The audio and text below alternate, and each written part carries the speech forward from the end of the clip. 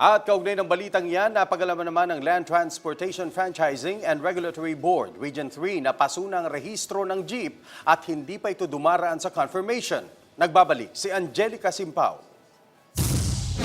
Maaaring maharap sa kaukulang multa at parusa ang driver na si Roy Culala. Maliban sa hindi naka-uniforme ang tsuper, napag-alaman ng LTFRB na hindi pa nila pinahihintulutang bumiyahe ang jeep dahil hindi pa ito dumaan sa confirmation process. Bukod dito, pasuri ng 6 na taon ng rehistro ng jeep. Hindi rin nakapaloob sa passengers insurance ng LTFRB ang nasabing PUJ na may plakang CXP470.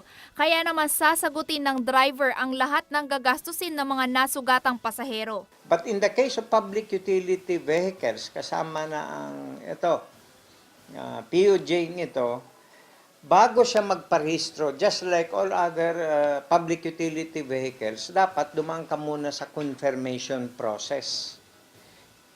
In that case, hindi pa siya nagpa-confirm sa amin, kaya imposibleng nakapag-rehistro siya sa LTO. Dagdag pa ni Atty. Zaragoza, dadaan pa sa hearing ang nasabing insidente para malaman kung ano pang mga batas ang nilabag ng nasabing operator ng jeep. Ako si Angelica Simpao, nag-uulat para sa Metro Central Luzon News.